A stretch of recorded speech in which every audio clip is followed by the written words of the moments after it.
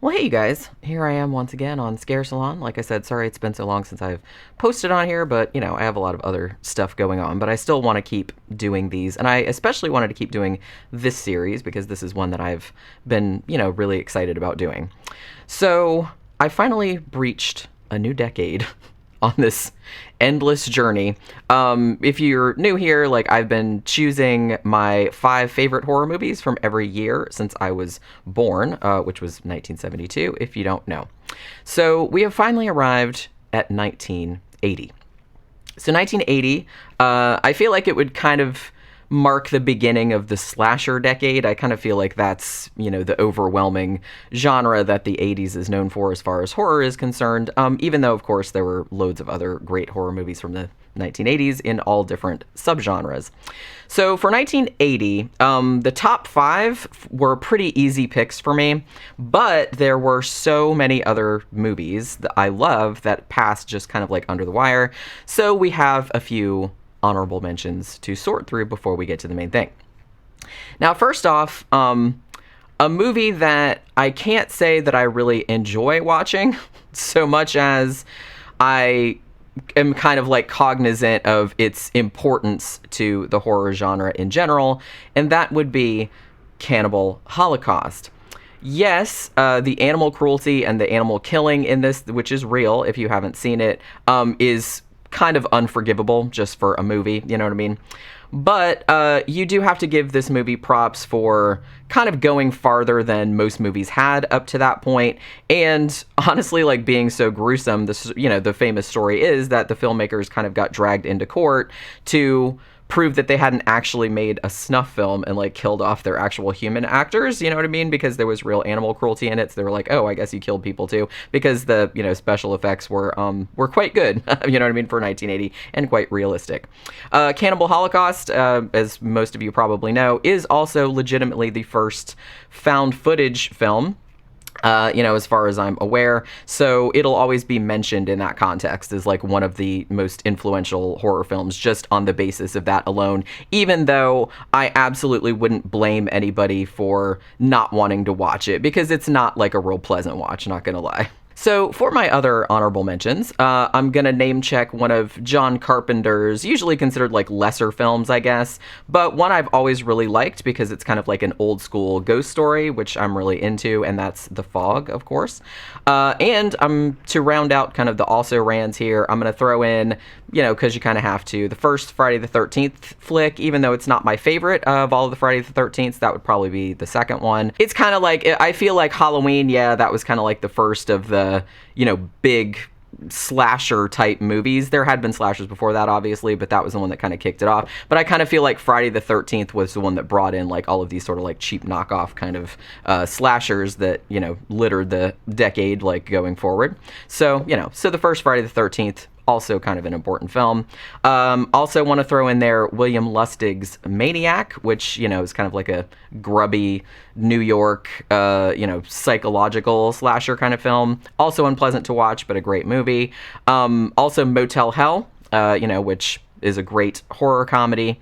Also, a couple slashers that came out in 1980. You got kind of the 1-2 punch of Prom Night and Terror Train, both of which obviously starred Jamie Lee Curtis, and she was kind of already seen as like a scream queen type of thing like prior to that because of Halloween, but this really kind of cemented her status, her being in both of these movies in the same year. So those are also my honorable mentions too. So now that we've kind of got through all the appetizers, if you want to call them that, let's dive into the main course, my top 5 favorite horror movies from 1980. So Ken Russell, I feel like he is really one of the most interesting filmmakers, like, of all time. His movies are generally kind of profane and are sort of tinged with the surreal most of the time and are almost always, like, extremely provocative, particularly something like The Devils. I feel like Altered States is probably his most approachable film, but it's still pretty fucking weird, And I'm gonna say, even though, like, the special effects, particularly, like, the optical effects and stuff like that, look kind of, not kind of, they look very dated by modern standards, but in a way, I think like, in a weird way, I think that kind of makes the movie work better nowadays, because the whole, like, lo-fi appearance of it gives the whole thing, like, an even more bizarre aesthetic and, like, feeds into the surreal nature of it. So I definitely think that it works in its favor, even though it's obviously looks, like it was made in 1980. So this movie, Altered States, was initially conceived as kind of like a take on Dr. Jekyll and Mr. Hyde.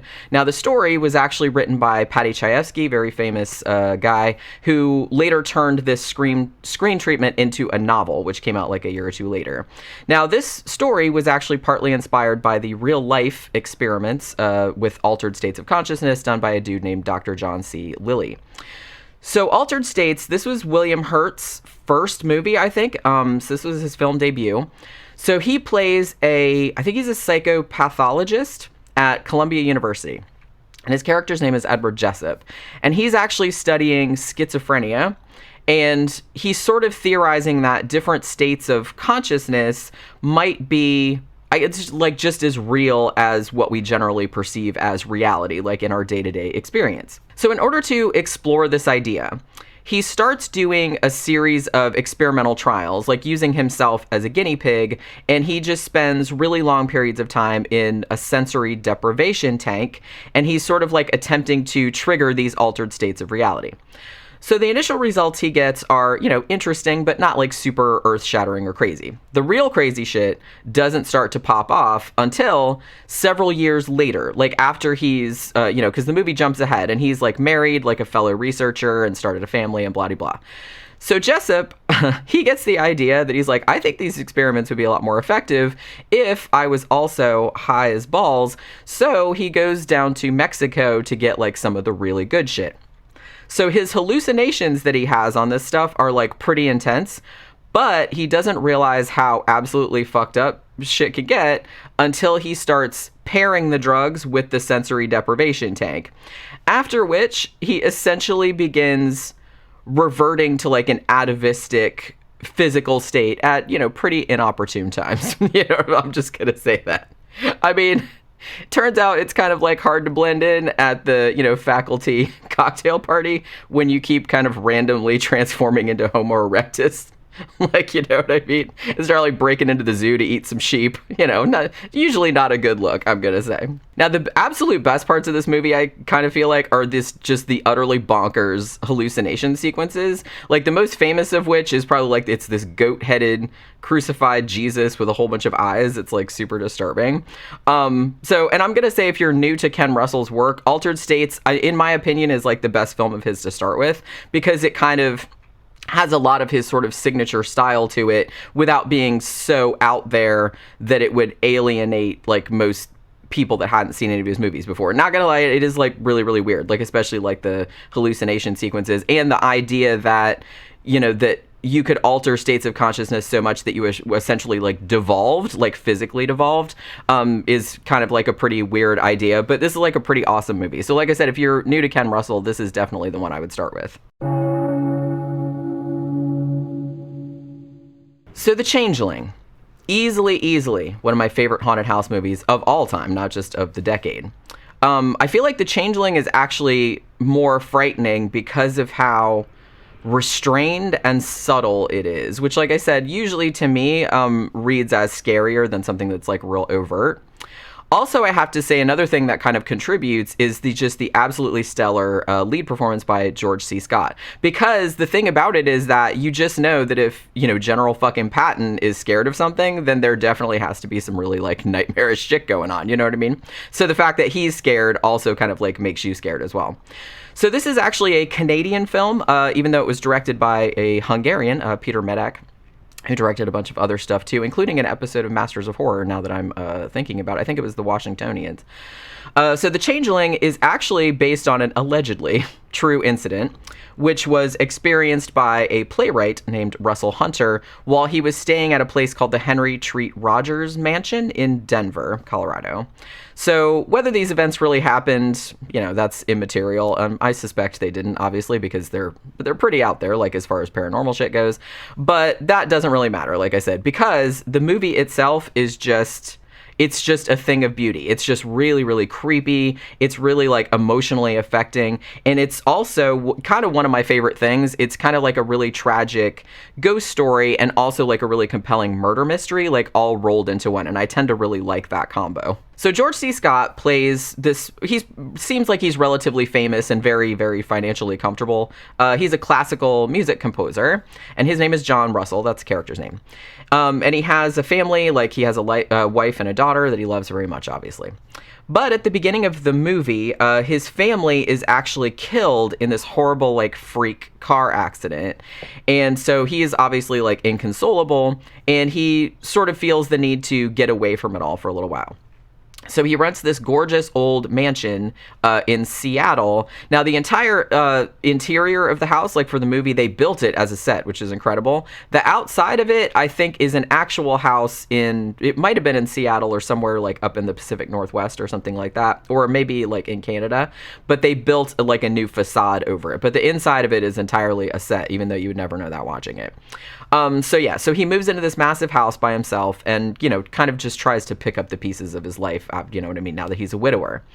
However, not long into his stay, he starts to get the sense that this gloomy old mansion that he's staying in might be just a little haunted, maybe.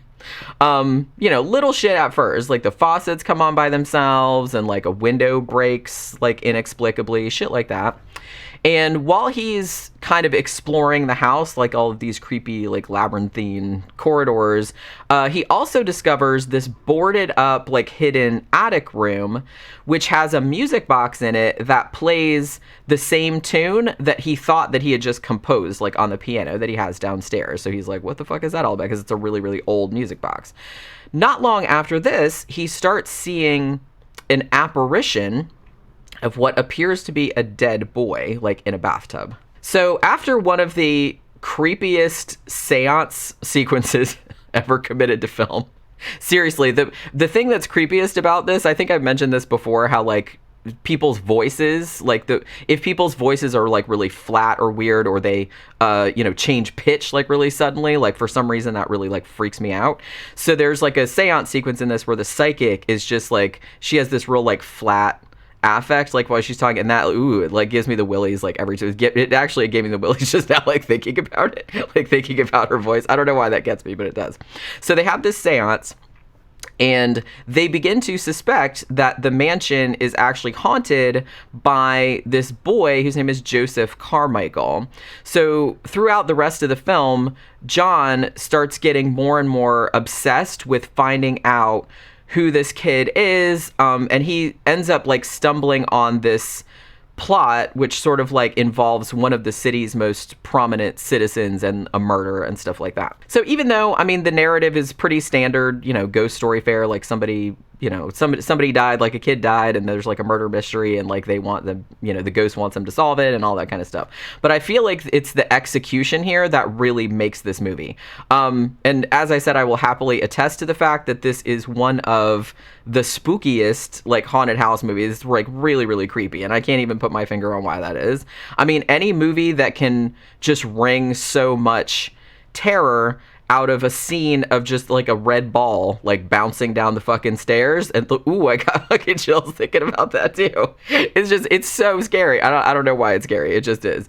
But yeah, any movie that can do that is completely aces in my book.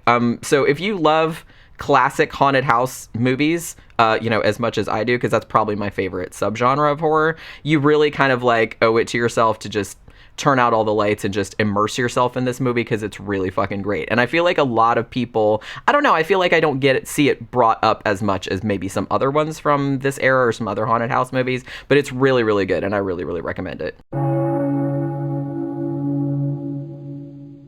So Lucio Fulci's City of the Living Dead, also sometimes known as The Gates of Hell in some territories, as I've seen it released as that as well. So this was the first of the very loosely thematically connected Gates of Hell trilogy. The other two movies, of course, were The Beyond and House by the Cemetery, and they both came out in 1981. So all three movies, even though they're not really linked in any kind of like narrative sense, like it's not a coherent story like from one to the other, anything like that, but they do have some similarities. All three of them starred Catriona MacColl. She played different characters each time, but she was in each one. All of them were mostly shot in the United States. And all of them were pretty fucking gory, gotta say that, like a lot of Lucio Fulci's horror movies were. And all shared this kind of gothic surrealist sort of framework to it, and sometimes it had kind of like a vaguely Lovecraftian thing like overlaying it as well. So, like many of Lucio Fulci's movies, and, you know, let's be honest, most Italian horror movies from this era, he wasn't, like, you know, different in this regard. The plot doesn't really make a whole lot of sense, but there is kind of like a sort of dreamlike logic to the whole thing that sort of leads you from one grotesque set piece to the next. So the movie starts out with a seance. I mean, I really like seances in movies, obviously, as you know, as I was talking about the Changeling, because that has like a really cool seance in it too. So at this seance, Catriona MacColl's character, whose name is Mary Woodhouse, which I'm guessing is a reference to Rosemary's Baby, because that was her last name too, Rosemary Woodhouse. So I'm guessing he was making an homage to that. So she actually has a vision of a priest hanging himself in a cemetery in a town called Dunwich, you know what I mean? So there's that Lovecraft thing again, which presumably causes the titular gates of hell to open. Now, shortly after this vision, Mary has some kind of like cataleptic episode, and she presumably dies, but she's actually like still alive. So she gets buried alive. Luckily for her, there's a journalist named Peter Bell, who was played by Christopher George, who was also in a bunch of other Italian movies, even though he's American, I think. So he's actually been investigating her death because it was so weird. So he actually hears her screaming, like, from beneath the ground, like in the coffin or whatever, because he's there at the funeral, and he's able to rescue her. Now, the way that he does this, it's so funny. So he, like, busts open the coffin with a pickaxe, and he's swinging it, like, obviously right where her face would be. So there's, like, it's a great sequence. I'm just saying that. I'm just saying, like, from a realistic standpoint, it's like, why would you do that? Like, because you know that her face is, like, right there. So you're going to put I'll save you, and then puts a pickaxe right through her head. You know what I mean? So, yeah, so you can see, like, the pickaxe coming, it's, like, missing her eye by inches and stuff like that. And I'm like, I think if that had been me, I'd get out and be like, bro, like, thanks for saving me and stuff, but goddamn, are you going to cave my face in, like, while you're doing it? What the fuck? So anyway, after that, Mary and Peter, they kind of team up to try and find out, like, where this Dunwich place is, like, who this priest is, why his death is, you know, opening the gates of hell, and what exactly is supposed to be happening on All Saints' Day, which is only a few days away. So, according to the Book of Enoch, which they kind of discuss in the movie, all the dead are going to start walking the earth. You know, the gates of hell will open, and all the dead people come out and, like, start walking around. So, I'm presuming that the pair is going to try to find a way to, you know, stop that from happening, which would be good. So along the way, all kind of crazy shenanigans take place, including there's like a maggot shower in there, there's a scalping in there, I think, disappearing corpses, various things, like, people walking around, dead people walking around, killing other people. There's a great scene where a woman barfs up her own intestines after seeing a vision of the priest, like her eyes bleed and, you know, then her brain squishes out the back. It's pretty rad. You know, this is just all the standard stuff, standard Lucio Fulci kind of shit. There's also a character named Bob, who's played by Giovanni Lombardo Radice, I think is how you pronounce his last name. He was in a bunch of those films as well. He gets a giant drill, like, plunged all the way through his head. It's a great effect. It looks really, really good. And that's probably one of the film's most famous scenes, other than the intestine barfing. I feel like the drill through the head is one of the most famous sequences. And actually, I think for a while, I don't know about now, but if any of you are in the UK, you can probably tell me. I'm sure it's been put back now, but I know that scene was taken out in the UK version because this was, you know, the video nasty era and all of that. So all of this leads up to what has to be one of the most baffling endings in horror movie history. I kind of feel like maybe, I don't know what the story is exactly. There's lots of different theories floating around in the horror community, like what the fuck happened with this ending or what it means or whatever. It seems like it was just cobbled together from whatever footage they had available, because, I mean, like I said, that might just be my perception. Maybe they did it on purpose. I don't really know. Because at the end, like, even though it seems at first blush that the evil has been defeated, you know what I mean? Like, the priest catches fire and all the dead people catch fire and blah, blah, blah. So it's all of this, yay, we won. And then at the very end, like Mary and Peter are still there, and then they see this kid who they'd been, kind of interacting, protecting, like earlier on, whose name is John John, and he comes running out like, yay, like, and Mary's like, yay, he survived, and he's like running towards them, and then suddenly her face, like, because she's happy to see him, that he survived this whole ordeal, and then suddenly her face turns to like a look of horror, but then the kid's still running toward her, and then like it freeze frames like on the kid, like like that, and then like it makes this black crack effect, and then it fades to black, and then that's the end. And I'm like, okay, you know what I mean? I feel like that's probably everyone's reaction the first time they see is like, okay, what does that mean? Now this obviously would have made a lot more sense if we zoomed in on John John, for example, and saw that he was undead or something, but he's not. Like, he just looks normal. So I suspect that maybe some footage was lost or was unusable for some reason, and Fulci just did the best he could. But, over the years, like I said, some interesting theories have kind of popped up, whether the ending was deliberate, and if so, like, what could it possibly mean, because what the hell? I mean, I'm not about to sit here and tell you that I have a theory about what the fuck is happening, but I just think John John was supposed to be zombified, and then maybe they filmed that, and then they lost the bits with him in the zombie makeup, and they were just like, fuck it, we're just rolling with what we got. I mean, that's my story, and I'm sticking to it. I will note that this is probably my least favorite of the 3 Gates of Hell movies. I think the other 2 ones are better, but this one is, still pretty fucking awesome, especially if you like Italian horror, and especially kind of like I said, sort of gothic Lovecraftian, but also super, super gory. So Inferno. Not as amazing or iconic as Suspiria from 1977. One of my favorite horror movies of all time. Suspiria, obviously the first in the Three Mothers trilogy. This one was the second one, and then it was all followed up many years later by the frankly pretty lame Mother of Tears, which came out in 2007. But Inferno is still, even though it's not as good as Suspiria, it's still pretty solid. And it has some really beautiful visuals that are reminiscent of Suspiria, and a slightly more cohesive storyline. So this time around, the action takes place mostly in New York City. There are some sequences in Rome as well, and I believe all the interiors were shot in Rome too.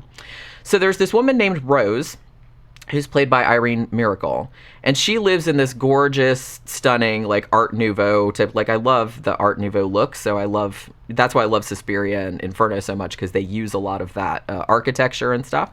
So she lives in this apartment building. And her apartment building happens to be like right next to this creepy like antique bookstore. So she goes in there and purchases this old book called The Three Mothers. And this like fills in the whole audience about, the lore of the whole trio of witches, their bases of evil in Freiburg. That was the Suspiria thing. New York and Rome. Mother of Tears was the Rome one. So Rose has been writing about her discoveries that she's making in this regard in letters to her brother Mark, who's played by Lee McCloskey. Now, he's a music student in Rome, and it also, this isn't made super clear, but it appears that Mark himself might have become the target of one of the witches, or the specific witch that this movie is about, which is Mater Tenebrarum, who is the mother of darkness.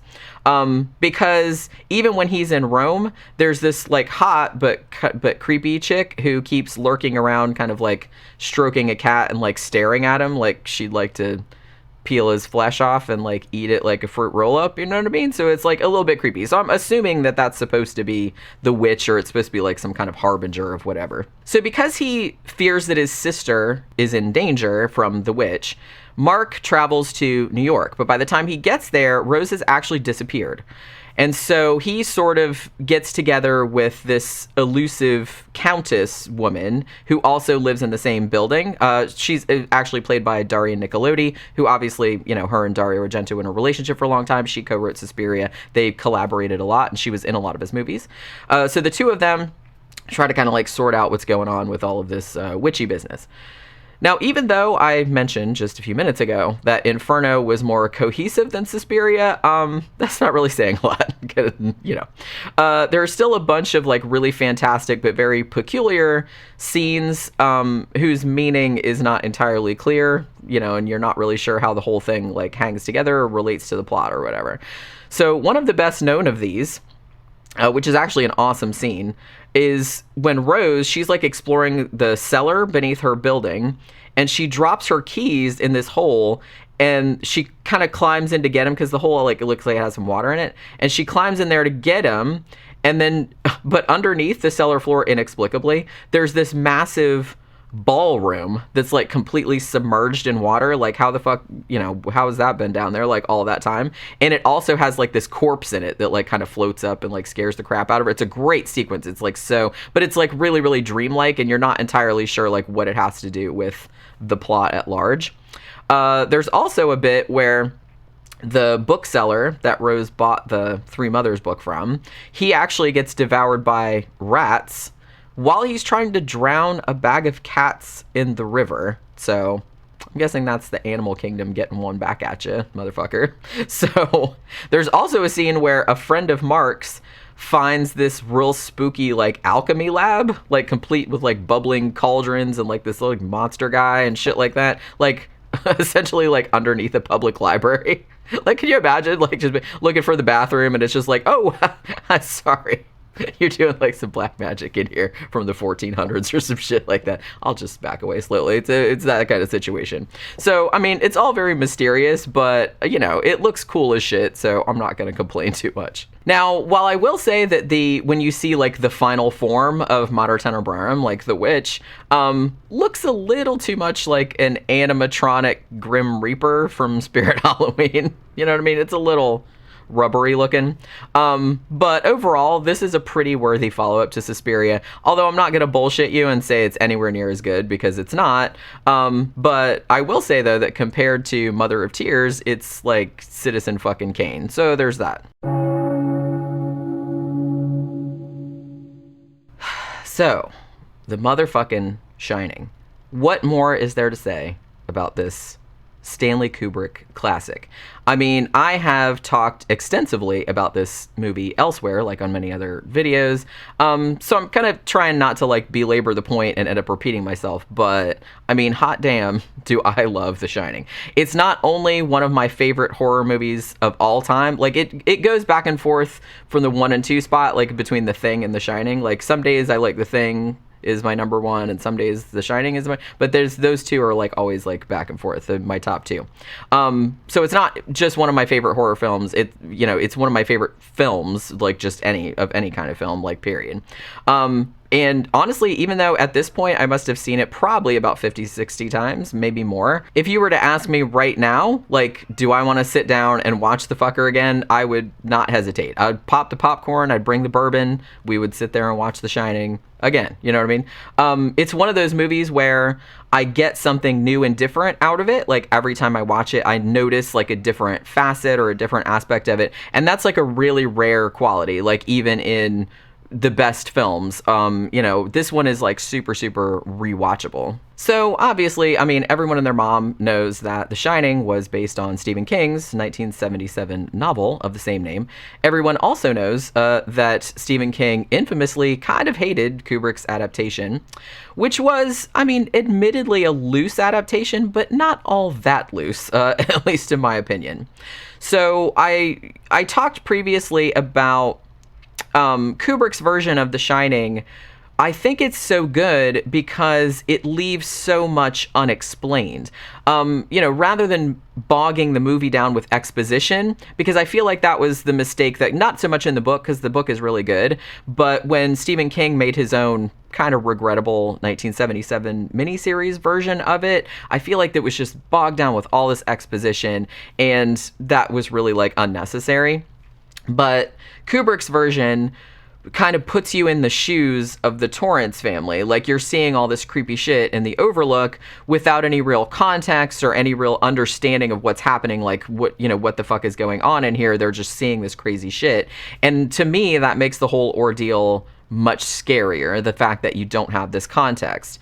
Matter of fact, I think that I first saw this movie. I was pretty young when I first saw this movie. I think I was maybe 9 or 10 years old, and it scared the ever-loving shit out of me when I was a kid. Especially the part with the lady in the bathtub, like in room 237. Oh my god, that like freaked me out so bad.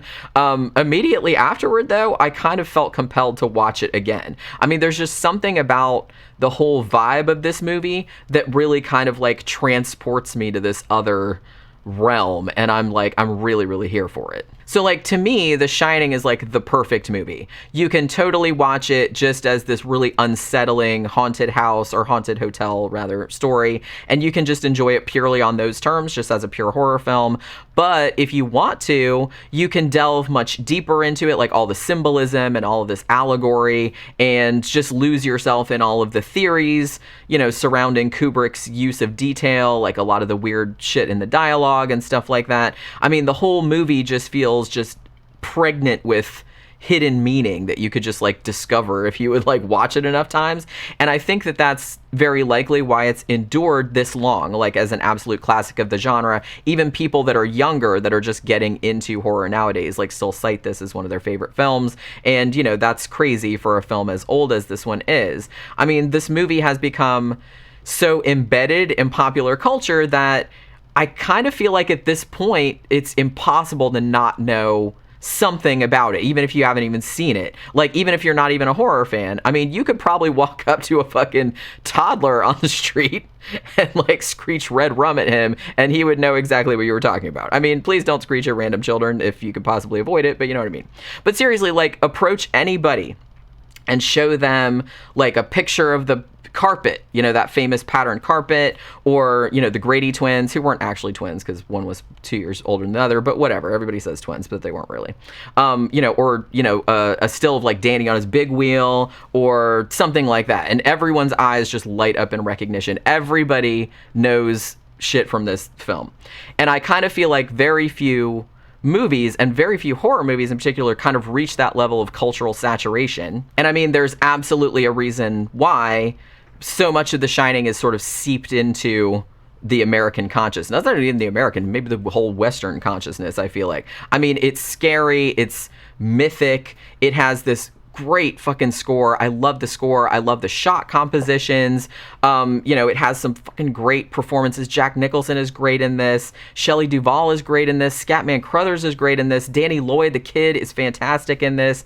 And it's just, another thing too is that it's completely open to the interpretation of the person watching it. Like I said, there's millions, there's a whole documentary, for Christ's sake, called Room 237. If you haven't seen it, it's actually really good. Some of the theories are just like fucking wacky. They're like way out there. But some of the shit is legit. Like, you know, I was like, yeah, I can see that. But some of the shit's crazy. But it's still like a fun, like entertaining documentary because it's just so open to interpretation. You know what I mean? Everything about this. And I think that's great. It's one of those, it's almost kind of like a puzzle mystery that you're trying to like sort out. And I love movies like that you can just watch over and over and find new shit in it every time. That's amazing. So, I mean, every time I watch it, I'm just reminded again, like, what a fucking masterpiece it is. And, you know, I would vehemently defend it to all haters, if there are any. I mean, are there people who hate The Shining? I mean, if there are, you're wrong. So sorry.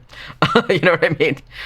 So yeah, I mean, shit, let's go watch The Shining right now. Matter of fact, let's go watch it. So since all of you guys can presumably count, you know that my next, video in the series, whenever I get around to posting that, will cover 1981. And I can already tell you that I'm going to have a really, really hard time narrowing my choices down to 5 for 1981. Because 1981 was a hell of a year for horror. And I've already looked at all the lists of like the movies that came out that year, and I'm just like, oh shit, I don't know what I'm gonna do. I'm gonna have so many fucking honorable mentions, and I don't even know. I don't have any idea. But like I said, that might be a while down the road. I don't know how long it's gonna take me to get around to doing that, but that'll be the next one. So, you know, while you're waiting for that, hopefully you can find some other content around here that you enjoy. And remember to like, share, subscribe, comment, do all that kind of stuff, for the algorithm and all of that shit. And, hopefully you enjoyed this video, and I'll see you guys again on the next one. Bye.